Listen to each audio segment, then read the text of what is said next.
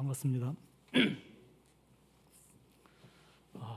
제가 처음 뵙는 분들 좀 계신 것 같기도 하고요. 또 너무 반갑습니다. 잘 들리시나요? 예.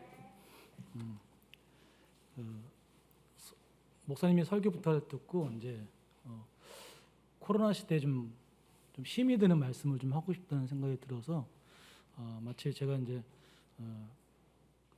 베트남에서 그 봉쇄가 되는 바람에 밖을 못 나갔어요. 그래서 통행증이 있어야지만 나오거든요. 그래서 거의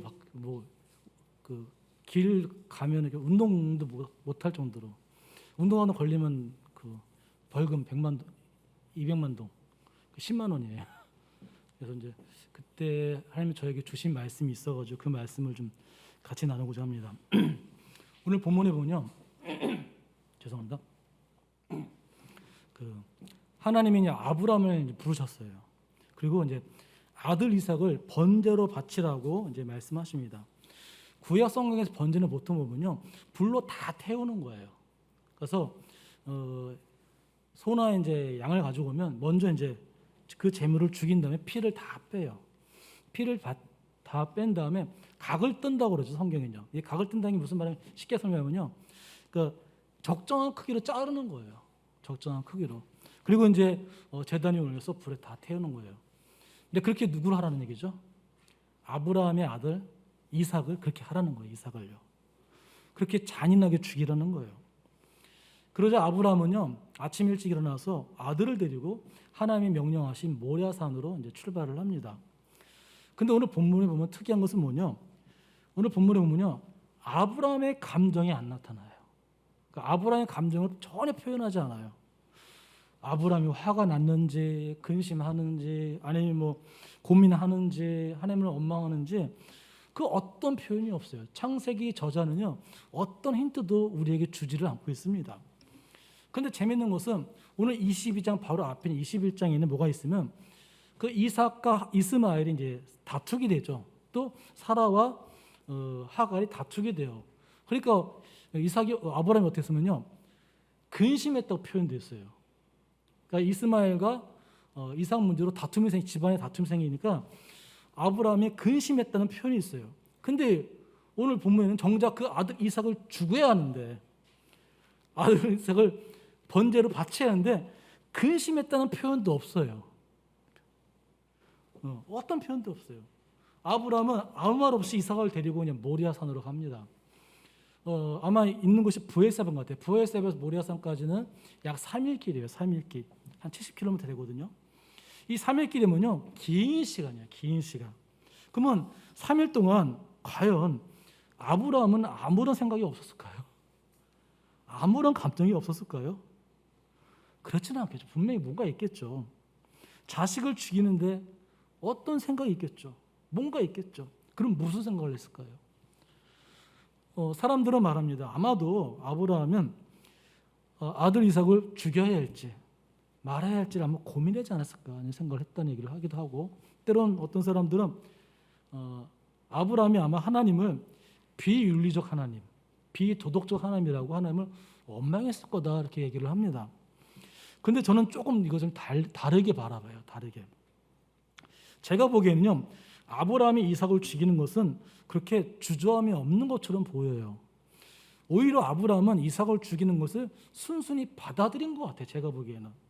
그 이유는 두 가지예요. 첫 번째 보면요, 일단 보면 아브라함이 이삭을 죽이려 할 때 하나님이 아브라함을 부르죠. 근데 그때 아브라함을 부를 때요, 아브라함 이름을 2번 연달아 불러요. 아브라함아, 아브라함아.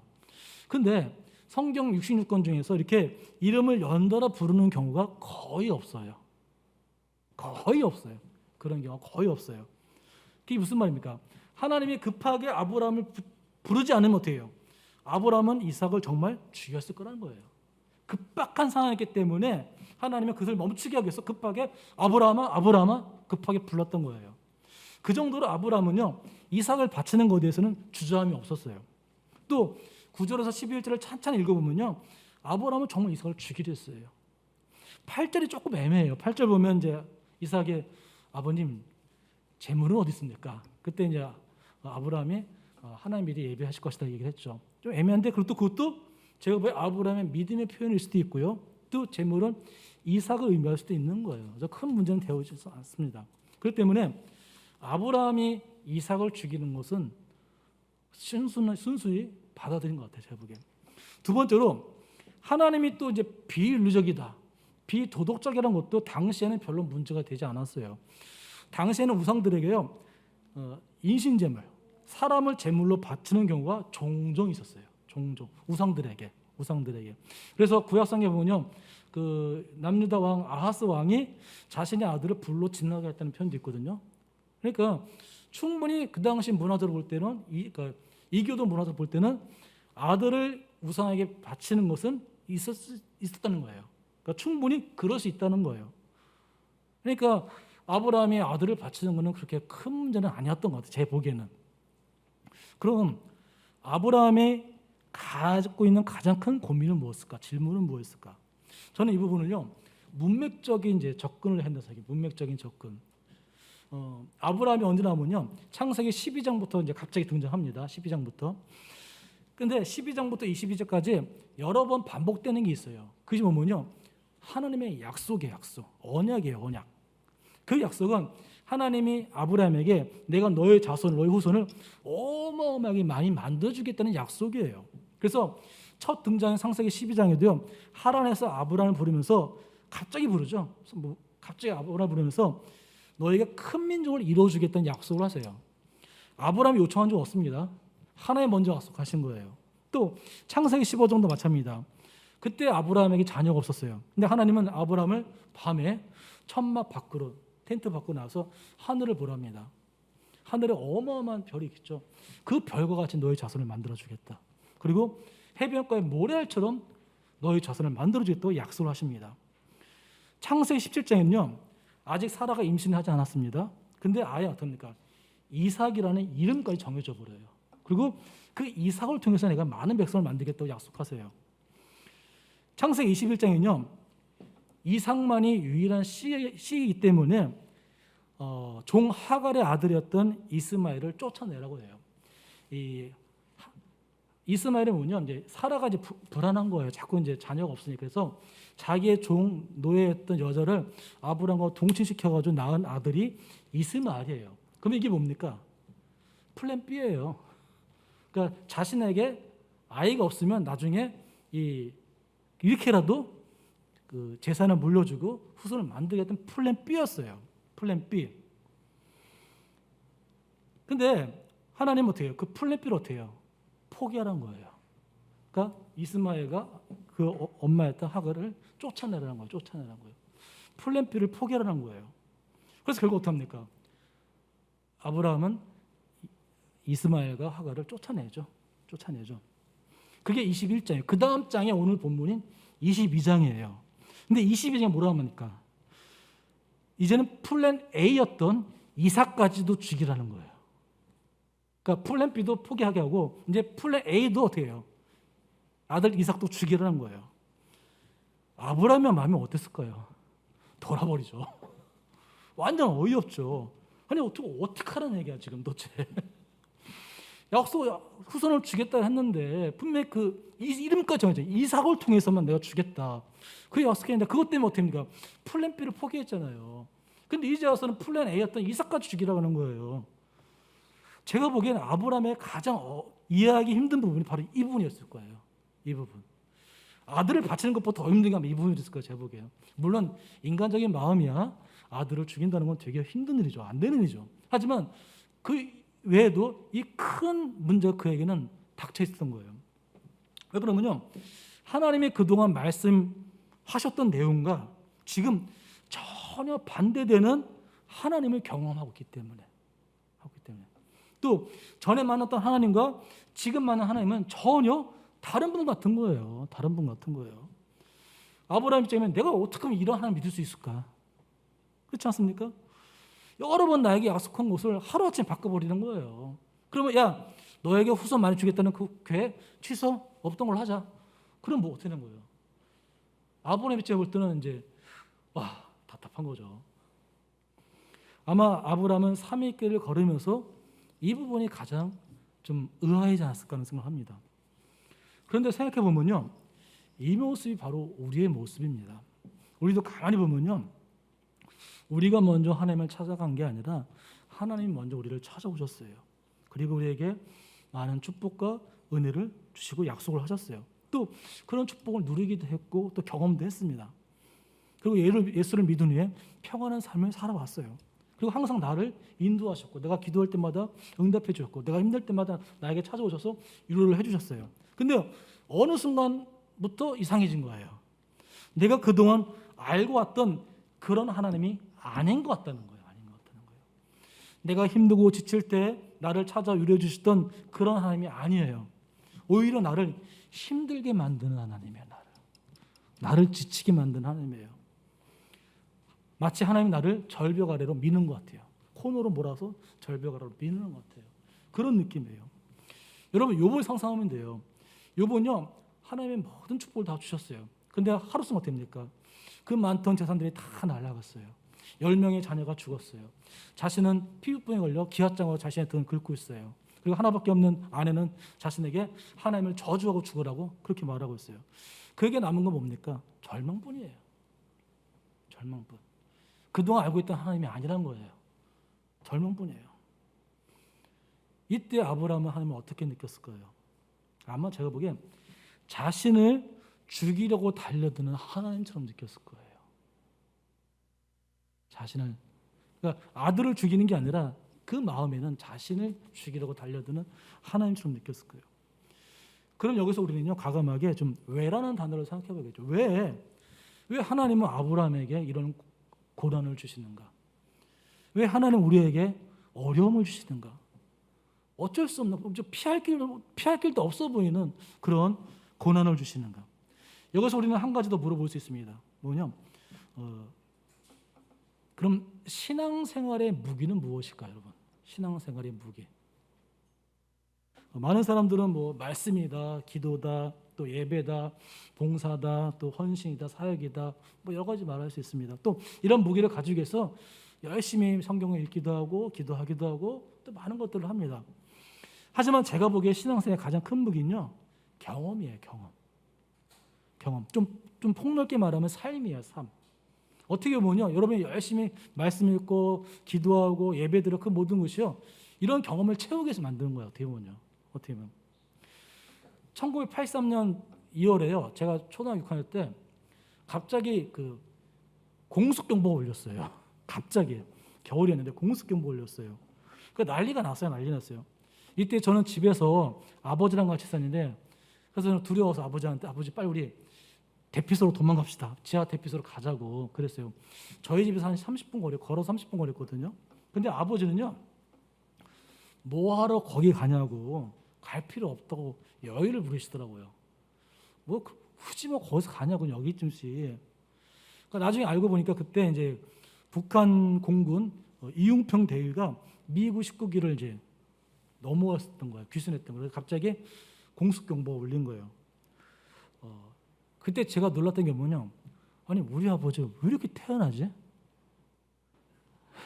제가 해봤던 거는 민방훈련이잖아요. 민방훈련은 이게 예측했던 거잖아요. 훈련도 미리 다 알고 있잖아요. 근데 이거는 그런 게 아니잖아요. 진짜 북한이 쳐들어온 거예요. 그럼 난 무서워서 빨리 가자는데 우리 아버지는 가기는 어디 가냐고 그냥 여기 있자고 그러더라고요. 근데 가만히 보니까 이유가 있어요. 저희 아버지가 6.25 전쟁에 참전했었거든요. 그래서 6.25 때 진짜 별의별 일을 많이 당하셨더라고요. 얘기 들어보면 진짜 영화 같은 얘기를 많이 해요. 뭐 진짜 죽을 고비를 많이 넘으셨더라고요. 그런 전쟁의 경험이 있었기 때문에 아버지는 공습경보에서 여유를 가질 수 있는 거예요. 저희 아버지가 이제 제2차 세계대전도 경험하셨어요. 일본군 해군으로 그래서 그 필리핀 그쪽에 있었는데 얘기 들어보면 삐 오면 그 정글이 다 사라진대요. 진짜 무서웠다고 하더라고요. 그러니까 그런 경험이 있는 것 같아요. 별로 그렇게 두렵지 않은 거예요. 근데 저는 어때요? 처음이었어요. 그런 경험이. 민병 훈련 외에 처음이니까 무서웠던 거, 너무 두려웠던 거예요. 그러니까 경험이 있는 엄차가 이 정도예요. 여러분 직장생활 해보셔야 알겠지만요, 직장생활의 가장 좋은 게 뭡니까? 경험이에요. 경험이 깡패예요. 앞에 해본 사람은 다 알아요. 그거 어떻게 하는 건지. 근데 안 해본 사람은 그 일이 가장 힘든 거예요. 힘든 거예요. 저도 그냥 직장 생활 때 이제 맡은 업무가 바뀌면은 너무 힘들었어요. 너무 힘들었어. 너무 힘들었어요. 너무 힘들었어. 뭐 예금 상담하다 갑자기 대출로 바뀌면 시스템이 완전 틀려버리니까 너무 힘들었어요. 왜? 경험이 없기 때문에. 신앙생활도 마찬가지입니다. 신앙생활에서 가장 중요한 부분은요, 경험이에요. 경험, 삶이에요. 그래서 많은 일들을 경험하는 사람은요, 신앙의 맷집이 있는 거예요. 맷집이. 그러니까 신앙의 맷집이 있는 사람은요, 웬만한 어려움이 있더라도 어렵지 않게 넘어갈 수 있어요. 어떨 때는 사탄의 공격을 미리 예측돼요. 그래서 그 길을 피할 수도 있어요. 피할 수도 있어요. 그래서 전에 제가 자주 말씀드렸지만 저는 이것을 믿음은 믿음을 강화시킨다라고 표현해요. 어려운 일이 있을 때마다 믿음이 작동해서 이기게 되면요, 다음에 비슷한 사건이 오거나 또는 조금 더 어려운 일이 있다 하더라도요, 그 경험 때문에 믿음이 작동해서 그래서 승리할 수 있는 거예요. 그래서 난이도가 조금 더 어려운 곳이 온다 할지라도 전에 믿은 승리했던 그 기억이 있기 때문에 이길 수 있는 거예요. 요즘에 여러분도 이제 다 이제 백신 맞고 계시죠? 근데 백신에 이제 맞게 되면 이제 림프구에 그 B세포의 항체가 형성이 된다고 하더라고요. 그래서 항체가 형성되면 나중에 이제 백신이 오면은 바이러스가 이제 오면은 이제 이길 수 있는데, 문제는 항체가 계속 있는 게 떨어진대요. 그래서 요즘에 다서 뭐 부스트샷을 맞춘다 그런 말 하는데, 그래도 항체가 떨어진다 하더라도 이길 수 있다고 그러더라고요. 왜? 그러면 그 림프관은 T세포라는 게 있대요. T세포. 이 T세포는 과거에 그 바이러스와 싸웠던 것을 기억한대요. 그래서 그 바이러스가 오면 그래서 그 기억을 해서 대응을 하기 때문에 이길 수 있다는 거예요. 마찬가지로 우리가 이런 경험들, 믿음의 경험들을 하다 보면 그걸 기억해서 이겨낼 수 있는 거예요.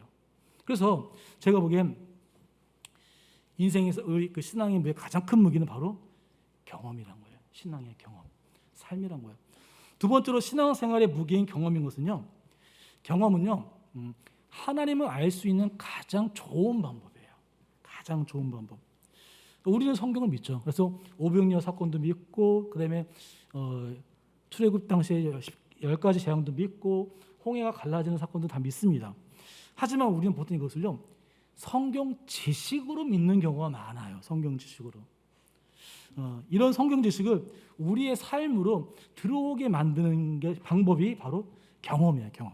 근데 똑같이 뭐 10가지 재앙이 일어나는 건 아니겠죠. 그렇죠? 그러나 여러 가지 다양한 경험을 통해서요, 그 성경의 지식이 내 삶으로 들어오고 내게 되는 거예요. 그래서 출애굽기에 보면 자주 나오는 단어가 하나가 알다예요. 알다.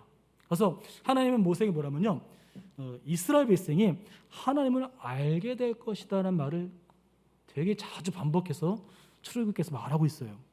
근데 여기서 알다는요, 우리가 보통 이해하고 있는 그런 알다와 조금 다른 의미예요. 우리는 보통 알다는 지식적인 측면에서 접근을 많이 합니다. 그러나 히브리어에서의 알다는 관계적 측면의 알다예요. 예를 들면 이런 겁니다.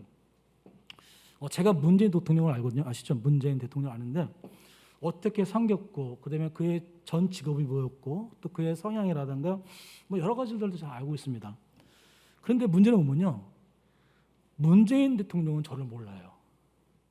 전혀 몰라요. 뭐 나를 알 필요도 없고요. 그래서 이런 관계는 우리가 성경이 말하는 알다가 아니에요. 그러니까 나는 문재인 대통령을 알아로 말할 수 없다는 얘기예요. 왜냐? 서로 관계가 없기 때문에. 만약에 문재인 대통령이 저를 안다면 그때 가서 나는 그 사람을 알아. 말할 수 있다는 거예요. 말할 수 있다는 거예요. 자, 그렇다면 이스라엘 백성은 무엇을 통해 하나님을 알게 되었을까? 모세가 애굽으로 돌아와서 하나님은 나에게 시내에서 만났는데 애굽으로 가서 너희를 출애굽시키라고 이렇게 얘기를 했을 때 이스라엘 백성이 하나님을 알게 됐을까요? 아니요, 그렇지 않아요. 이스라엘 백성은요, 10가지 재앙과 홍해 사건과 또 광야의 수많은 사건이라는 경험을 통해서요, 하나님을 알게 된 거예요. 알게 된 거예요. 그래서 10가지 재앙을 통해서 이스라엘 백성 하나님을 어떻습니까? 위대함을 알게 됐죠. 위대함을. 그리고 애굽의 그 수많은 우상들은 아무것도 아니라는 것을 알게 됐어요. 또 홍해 앞에서는요, 하나님을 원망하지만 하나님의 구원이 얼마나 그 위대하다는 거예요. 구원의 계획을 탐복하게 돼요. 그래서 여러분 출애굽기 보시면요, 홍해 사건 다음에 나온 게 뭡니까? 여인들이 찬양해요. 찬양해요. 홍해 사건 보면 너무 기뻐가지고 하나님을 찬양하는 거예요. 그게 무슨 말이에요? 하나님을 알게 된 거예요. 알게 된 거예요. 광야에서 그들은요, 배고픔과 목마름을 알았어요. 그러나 그 속에서 하나님은 모든 것을 공급한다는 것을 또 알게 됐어요. 또 가데스 바네아서 12 정탐권 사건 때는요, 10명의 정탐권 때문에 하나님을 원망했어요. 하지만 그런 상황 속에서도 불평불만하면 안 된다는 것을 알게 된 거예요. 경험한 거예요. 그렇습니다. 신앙은요, 다 경험이에요. 지식이 아니에요. 성경을 아는 게 물론 알아야겠지만, 알아야 또 느끼겠지만, 신앙은 성경을 아는 것만이 아니라 경험이란 거예요. 경험. 근데 경험의 힘이 아주 강력해요. 제가 대학교 3학년 때 철학과 그때 교양 필수였거든요. 철학 수업을 듣는데 그 교수님이 이제 첫날 수업에 이제 신이 있다는 사람 손 들어보라고 하더라고요. 또 신이 없다는 사람 손 들어봐서 서로 이렇게 나눠서 앉혔어요. 그리고 신이 있다는 사람한테 유실론자한테 그러면 신이 있다는 것을 증명해봐라. 또 신이 없다고 주장하는 무신론자들한테는 신이 없는 것을 한번 증명해봐라. 그래서 그때 3시간 수업이었는데 엄청 발표하고 그랬어요. 근데 무신론자는 신이 없다고 주장했는데 그러나 확실한 증거를 대지 못했어요. 예를 들면 이런 거예요. 그러면 신이 없다. 너 그걸 어떻게 하냐? 네가 전 세계 모든 곳에 가봤냐? 신이 없는지 확인해봤냐? 그건 아니잖아요. 예를 들면 그런 겁니다. 또 유실론자는 신이 있다고 주장했는데 이들도 가시적인 증거를 보여주지 못했어요. 근데 그 당시에 유실론자들은 대부분 누구였으면 기독교인이었어요. 기독교예요. 근데 그들이 가장 큰 무기였던 게 뭐였으면 경험이었어요.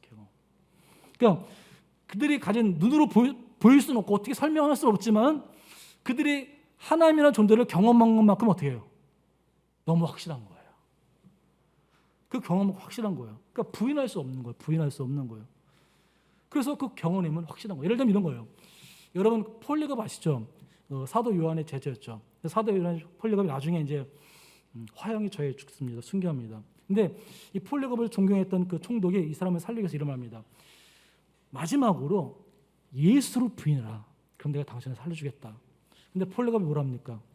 내 80평생에 예수님이 나를 한 번도 부인한 적이 없는데 내가 어떻게 예수를 부인하느냐. 이게 무슨 말이에요? 그만큼 경험이 확실하다는 거예요. 그래서 경험의 힘은요 아주 강력해요. 그래서 저는 이 경험을 교제라고 부르고 싶습니다. 교제. 그러니까 삶이라는 경험을 통해서 하나님을 알아가고 사귀어가는 거예요. 그래서 그렇게 함으로 글자로 된 성경 내용이 내 인생에서 내 삶 안에서 경험으로 이루어지는 거예요. 그리고 어떻게 보면 성경 내용이 어때요? 나 동떨어져 아무 상관없는 내용이잖아요, 그렇죠? 근데 성경 얘기가 내 인생으로 들어오는 것이 바로 경험이에요. 경험. 그래서 많은 사람들은 기독교인의 그 인생을 광야 학교로 부릅니다. 왜냐하면 하나님 우리에게 수많은 경험을 주시기 때문이에요. 그래서 우리 모두가 지금 광야 학교를 지나고 있어요. 광야 학교를. 그래서 광야 생활을 하면서 오늘 본문의 아브라함처럼 전혀 생각지 못한 사건들을 우리가 만나기도 하는 거예요. 하지만 우리는 이 경험을 통해서 하나님을 교제하는 거예요. 하나님을 알아가고 있는 거예요. 그러면 이럴 때 우리가 붙잡아야 할 것은 무엇인가요? 그것은 바로 하나님은 선하시다예요. 하나님은 변함이 없으시다는 거예요. 이 두 문장이에요. 두 문장. 하나님은요 절대로 우리에게 악으로 대하지 않으세요. 하나님 우리에게 선하심으로 대하세요. 또 재밌는 건 하나님은 어제나 오늘이나 변함이 없으세요. 그렇기 때문에 그 선하심이 변하질 않아요. 그렇기 때문에 언제나 우리에게 선하심으로 대하는 거예요. 이것을 붙잡을 때 우리가 위기와 어려움을 넘길 수 있습니다. 하나님은 각자 사람마다요 다 각각의 플랜을 갖고 계세요. 그 플랜에 따라 하나님은 각각 다르게 교제하세요. 여기서 중요한 것은요, 그 플랜은 우리를 떨어뜨리기 위한 플랜이 아니에요. 낙제를 시키기 위해서 떨어뜨리기 위한 플랜이 아니에요. 그 플랜은요, 우리를 합격하고 통과하기 위해서 만든 그런 선한 계획이란 거예요. 악한 계획이 선한 계획이란 거예요.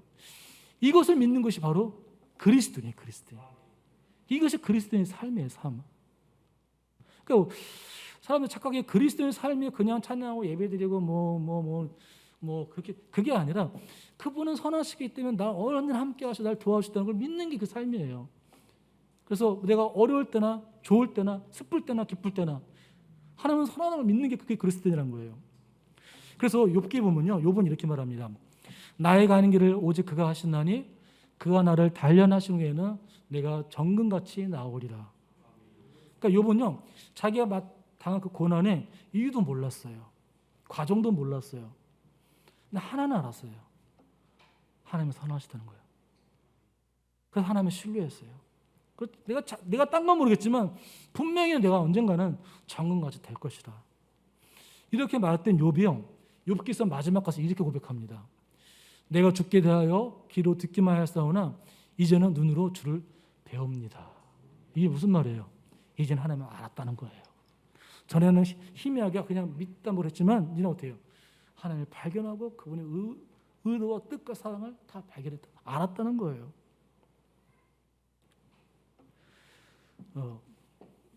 베트남에 있을 때 제가 좀 불면증으로 좀 고생을 좀 했어요. 그러다가 이제 찬양 반주를 좀 틀어놓고 잠이 안 오니까 억지로 안 자면 더 힘들어요. 그러면 깨서 그냥 찬양 반주를 틀어놓습니다. 그러다가 우연히 한 찬양을 알게 됐습니다. 그 찬양이 뭐냐면 선한 능력으로라는 찬양이에요. 선한 능력. 이 찬양의 가사는 독일의 신학자인 이 디트리 보네퍼가 쓰은 시예요. 그 시에다 이제 나중에 후대 사람이 이제 곡을 붙인 건데, 이 시는 이제 지금 현재 독일의 교과서에 많이 실려 있기도 하고요. 그다음에 독일교가 루터교죠. 독일교에서 찬송가로도 쓰는 이 시입니다. 근데 이 찬양의 가사를 이해하려면요, 보네페의 삶과 신학을 이해할 줄 알아야 돼요. 그럴 때 이 가사의 구절구절이 무슨 말인지를 이해할 수 있어요. 근데 이제 시간 관계에서 다 할 수 없으니 간단히 말씀을 드릴게요. 이 보네페는요, 21살에 베를린 대학에서 신학 박사를 취득해요. 21살에. 아직 목사가 되지 않았을 때. 거기 목사 25살에 완수 받거든요. 근데 그 전에 벌써 박사 학위를 다 받아버렸어요. 되게 좀 총명한 사람이었어요. 똑똑한 사람이었어요. 그리고 나서 대학에서 강의를 하고 또 이제 다른 교회 가서 섬기기도 했습니다. 근데 바로 그때 비슷한 시기에 히틀러가 등장을 해요. 히틀러. 그리고 잔혹한 정치를 하게 됩니다. 근데 그 잔혹한 정치의 대부분의 교회는 어떤지 아세요? 따라갔어요. 그래서 심지어 어느냐면 이 히틀러에 대해 충성을 맹세해요. 교회들이. 그래서 목사 안수를 받으려면요, 그 안수식도 뭐냐면 히틀러의 충성 사역을 해야지만이 목사 안수를 받을 수 있어요. 그 대다수의 교회들은 이 히틀러를 하나님이 보내신 구원자로 생각했어요. 메시아로 생각했어요. 그러나 보네프는요, 히틀러의 위험성을 간파하고 그 히틀러의 위험성을 계속 전파했어요. 그게 어느 정도 됐으면 히틀러가 수상이 된 다음 날 보네파가 라디오 방송에서 리더십에 관한 이제 연설을 하게 됐거든요. 근데 라디오 생중계 하다가 그게 중단됐어요. 히틀러 정권이 멈추겠어요. 그 정도 보네파의 사상을 되게 안 좋게 본 거죠. 근데 보네파가 말한 것 중에 가장 인상적인 부분은 이런 거였어요. 어떤 사람이 술을 많이 먹고 그러니까 술을 많이 먹고 만취 상태에서 음주운전을 하면서 사람들을 막 다치게 하는 거예요. 그럼 이럴 땐 어떻게 해야 되느냐? 근데 그 당시에 독일교는 어땠으면요, 많은 교회가 교통사고 피해자를 치료하는 데에 주목적을 갖고 있다, 주안점을 가지고 있다. 근데 그건 잘못됐다는 거예요. 이럴 때는 자동차를 억지로 멈추게 한 다음에 그 음주운전자를 끌어내려야 한다는 거예요. 그래서 그 사람의 지론이었습니다. 결국 보네포는 이제 독일 국방정보국에 이제 들어가요. 가서 스파이 활동해요. 스파이 활동.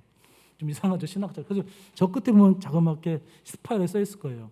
그래서 나치를 위해서 이제 스파이 활동한 게 아니라 히틀러를 암살하는 걸 준비를 해요.